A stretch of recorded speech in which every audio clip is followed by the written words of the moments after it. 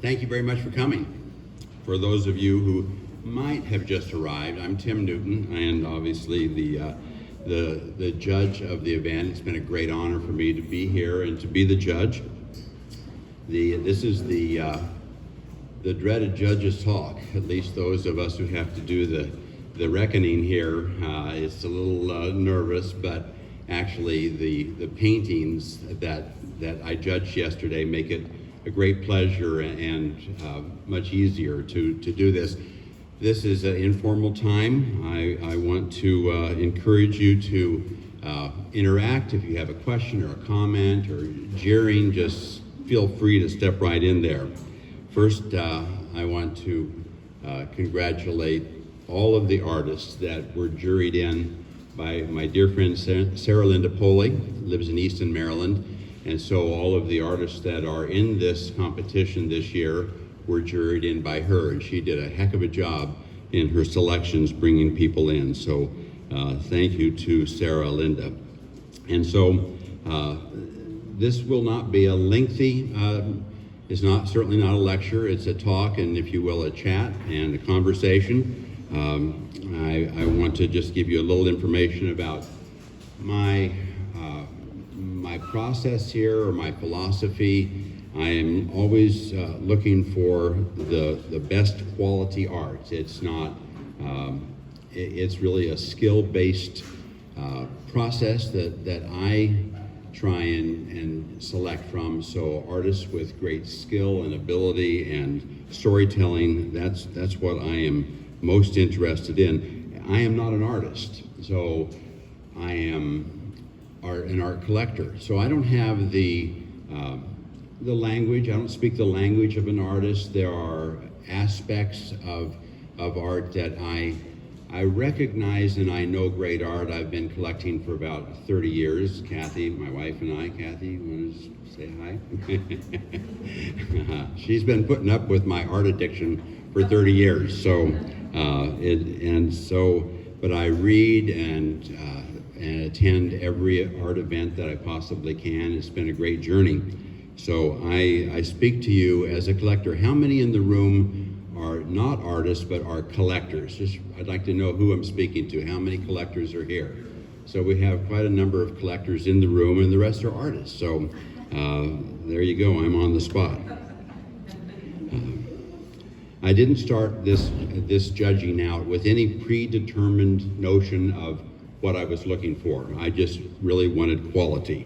So I came in and spent about 3.5 hours all in judging the work. And it was me and my dog Gemma, and we spent the afternoon here day before yesterday just to sort it out. And so I'd take a folding chair and I would sit down in front of each panel, or double panels as it is, and just read those paintings and just look and look and look. And it, I don't know what our, do you know what our total count of paintings were in the show, Barbara? How many do you think?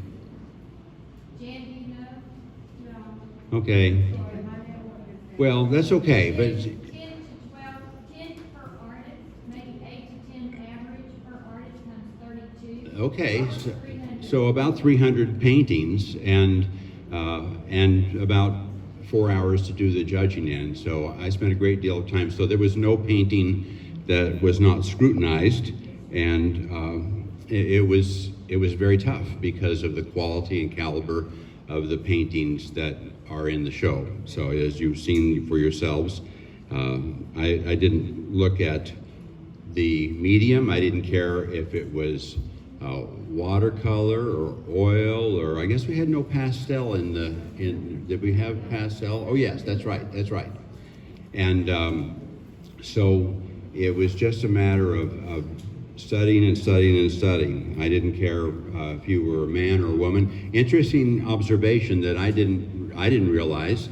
I saw a comment on Facebook. Someone said, isn't it great all the women that got awards? So actually, in the first event, more women than men got awards, but I don't care. Good art speaks for itself.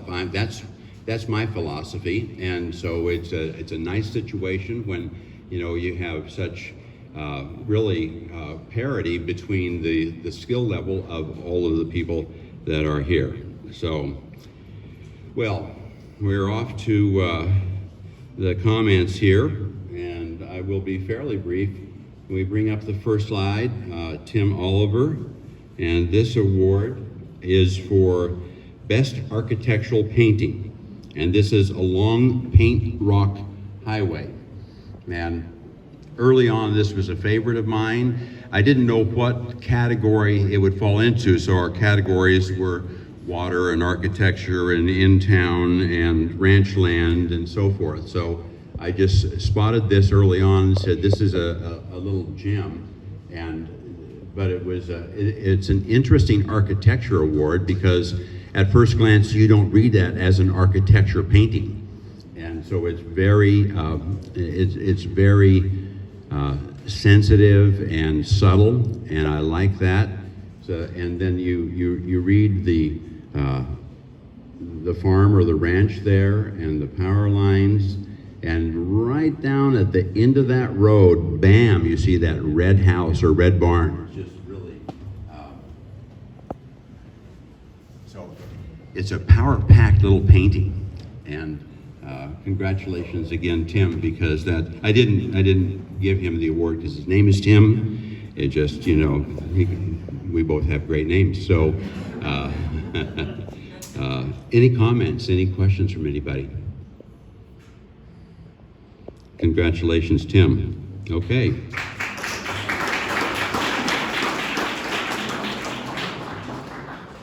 This is the Spirit of San Angelo Award. So the intent of the award, as I perceive it, is that it be, within the city limits, the town of San Angelo. It makes sense. And this is by Brianne Brown, and this is Troy's. So Troy's is the name of the shop there.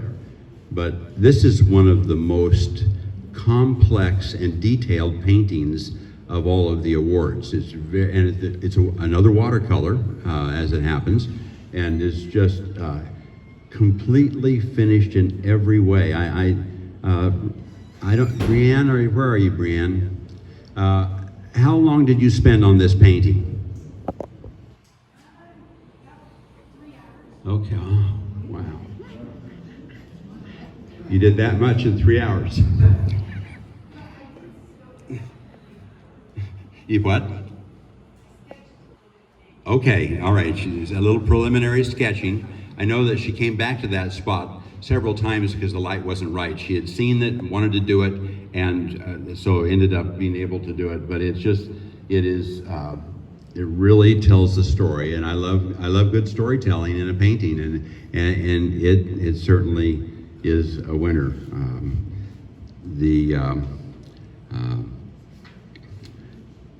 The figure there in the foreground is great because he's not a highly detailed figure. It's just the suggestion of a figure. And many times in a good painting, I've often said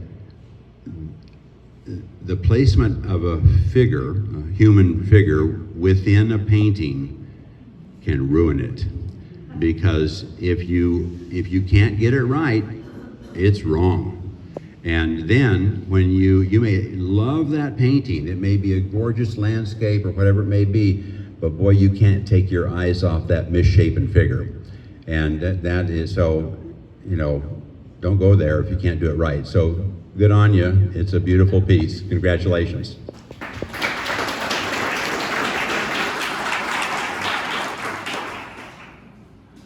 Next is the Texas Precious Water Award by Richard Schneery, and this is South Concho. From the beginning, another watercolor, as it happens. So the first 3 awards were watercolors. So curious, but that's the way it turned out. And this won my heart in a blink. It's really for me. It's all about the foreground right here. So Richard caught the action and the movement in the water, and it's a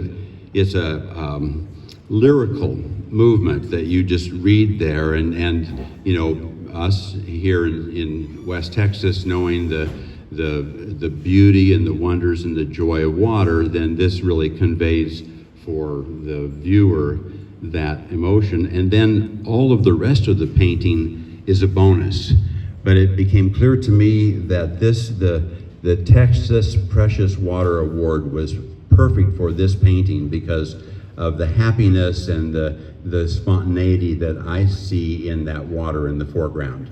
It's really beautiful, Richard. Congratulations, you made my day with it.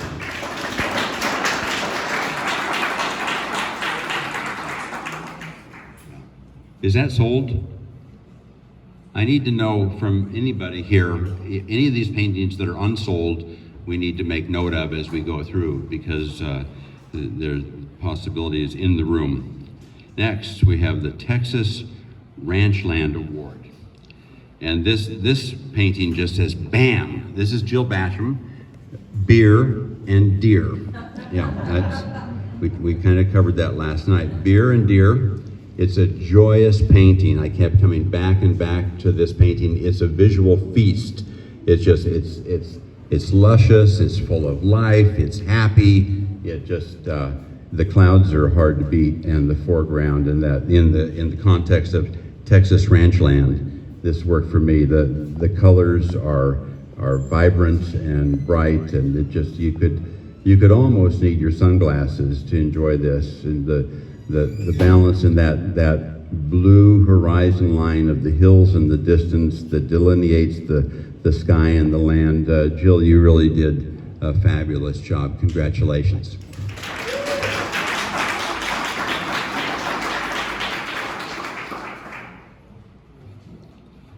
So this is the award of distinction, and I know it's still available. And this is by Tim Bell, Quillen Ranch Gray. And the abstract and sweeping nature of this painting, it's spontaneous, it's not labored, it's got enormous energy. And you see these little flowers in the bottom right that take your eye there. And then as you trail back along the little, Tim, is that another Tim? The Tims prevail. Where's Tim? Tim, are you here? He was. I saw him a few minutes ago. Well, I wasn't sure, honestly, and I didn't ask him because it's a little bit of a monochromatic painting, and I didn't know, and maybe some of you do, whether that's a little water or if that's a pathway. And I don't know, and it obviously did not matter to me because it's key to the design, and it's a beautiful piece. But I do know this piece is still available. I didn't want to say that because I'd really like to buy it myself. I'm afraid Kathy probably won't let me, but she's curtailed my art budget. But this very abstract and very tonal painting just works so successfully. It's an economy of strokes. It's busy, but it's simple. So, Tim, congratulations. It's a fabulous painting. Just that great sense of movement in there. I just love it.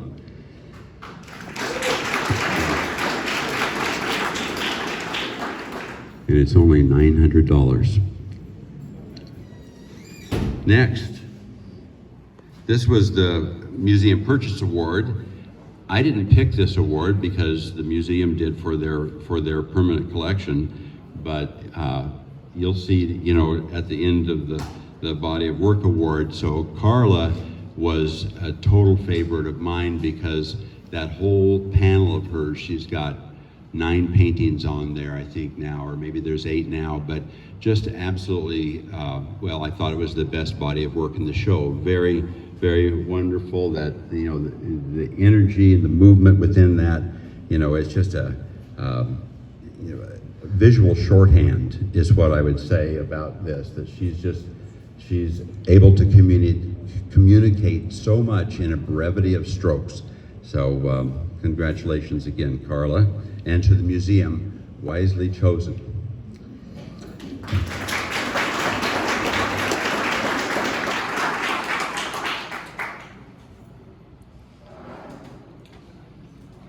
So this was the Artist's Choice Award, and I'm going to ask, so Zufar received this award, probably in many minds here, this is the most coveted award of any art show, because when you are selected by your peers to receive their acknowledgement that the majority of them said that was the best piece of work in the show, well, often artists know best.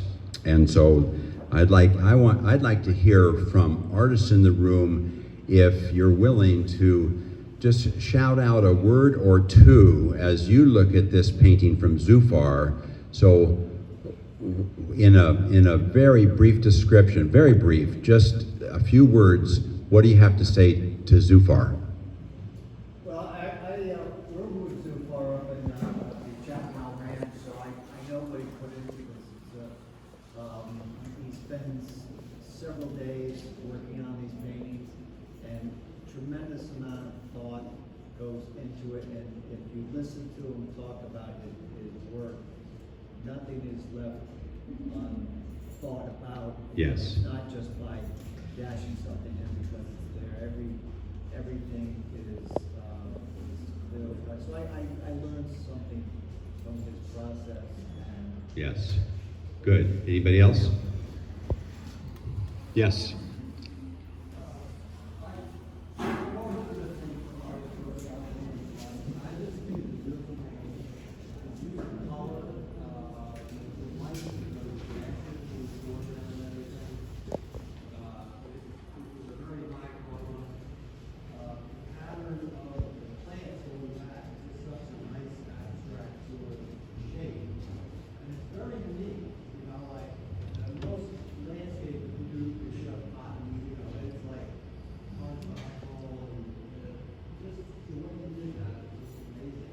It's true. That's right. Yeah, it's a.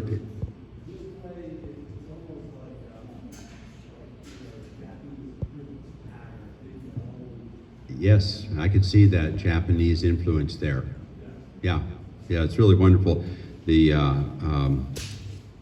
one of the most sensitive paintings in the show, and it's really boldly done because of the simplicity of that, just that line of cotton, and paralleled by the telephone poles really became, and the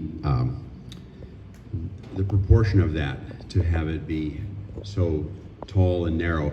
You really must, if you haven't looked closely at this before you leave today, make sure you look at that firsthand, because this doesn't begin to do it justice. So you must see this in person. Congratulations, Zufar, a real masterwork.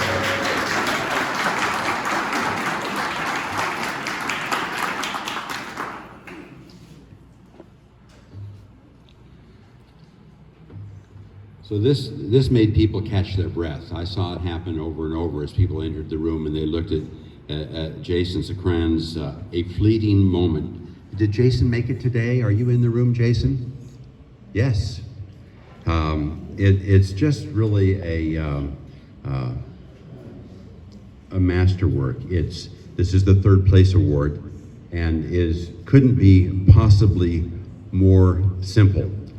This evokes a great sense of mystery, of warmth, the gradations, and again, you could not even begin to appreciate it in the light of this screen, so make sure you see it in person. But it just is as sophisticated as a painting can be. They often say less is more. Well, this is an ultimate example of less is more, and that sun is captured so richly and warmly.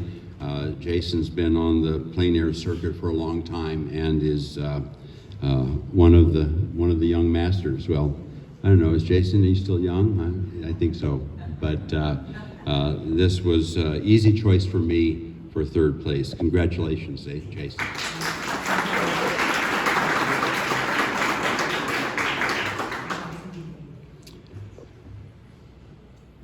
It's easy for me to say, well, and this was one of my favorite paintings, but this really is one of my favorite paintings in the room. So Nancy Tankersley, Oldest Ranch House. And this is I think this is a masterpiece. And last I looked, it's still available. This is the Tankersley house, curiously enough, painted by Nancy Tankersley. So do you live in this house, Nancy? Is this, no? I'm not that old. Well, I didn't say you built it, but this is just so great.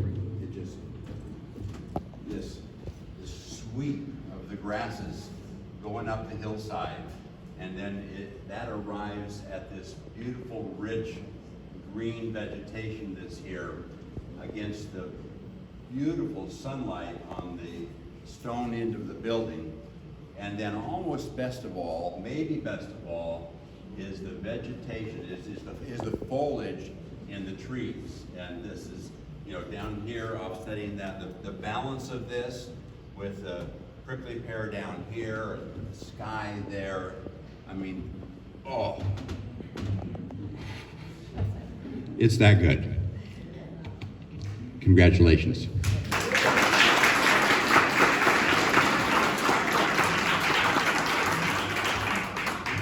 New this year is an award that I was excited about, and that is the judge's body of work and the judge's favorite best body of work in the show.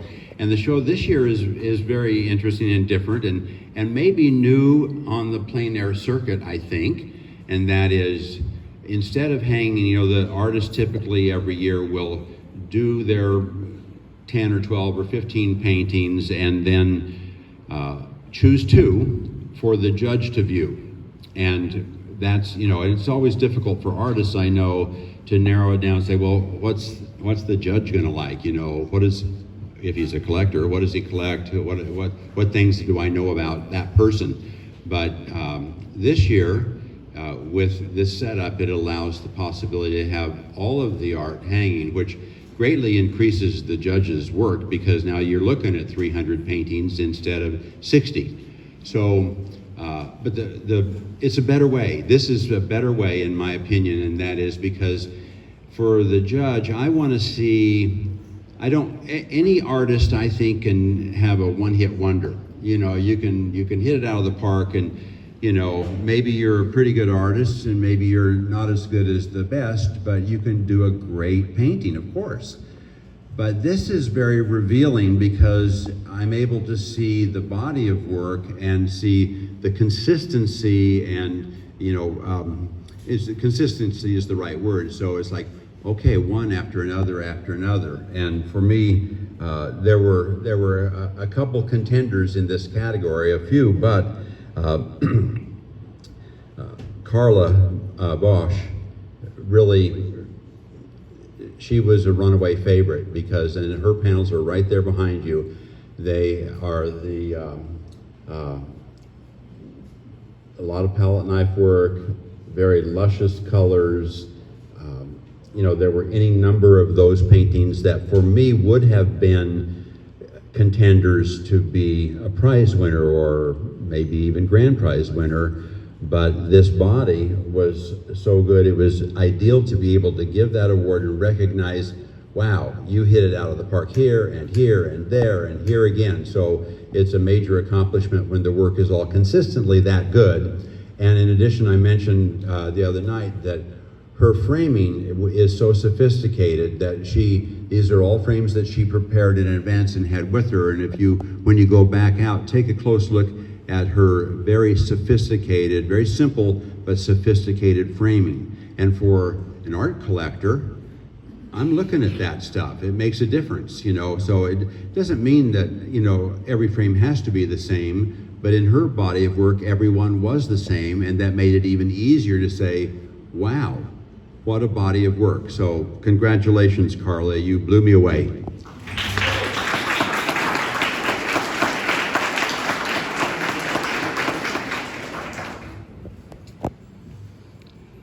And last, this gray, ignore the spot in there, this fabulous watercolor, and it is kind of fun that a watercolor won grand prize, I think. That's watercolor sometimes a unfairly stated stepchild to oil, but I think watercolor is a much more difficult medium to work in than oil, and so kudos there. But this is Susan Lynn, Peace on the River, and that's the way I viewed it.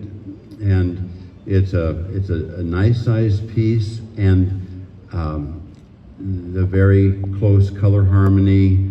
It's gentle, it's easy, and maybe there's something in these days when it's tough in the world, when you have something that is so restful, and her name said it, Peace on the River. You know, we all want to go to some place like this and set up our chair and just breathe deep. And so this is, I don't know who purchased this, but it is just absolutely going to bring some real joy to that home. I'll mention also that it made it, again, that body of work thing made it easier for me to choose this as the top prize winner, because there was another one on the wall there that is still available, I know for sure, that I thought of as a first, second, or third place winner. And interestingly enough, I'm looking at everything while I'm doing the judging, and there was a small piece, probably 10 inches by 12 inches, another watercolor by Susan, and it had been purchased already, but had it been hanging on the wall, there could have been a good chance that that little painting, that little watercolor, would have been the grand prize winner. It was so good. Those of you that probably didn't have a chance to see that, if you really want to know, I'll show you a photo that I took of it, because I really, forgive me, but I lusted after that little painting. So, again, consistency of great work. I'm so proud of what you accomplished.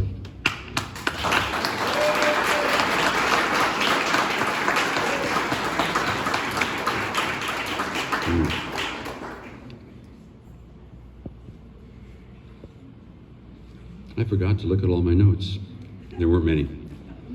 So I'm done, but I want to say truly, truly the most heartfelt congratulations to all of you artists that worked your butts off this week and succeeded so well. I think sales have been pretty amazing and very successful, and it's really wonderful that we had this event live, that we were here to enjoy and to see each other and love each other and share the camaraderie that goes on in these great art events. And you know, to Barb and Treva, the hard work that you do to create and successfully put this on, especially this year more than ever.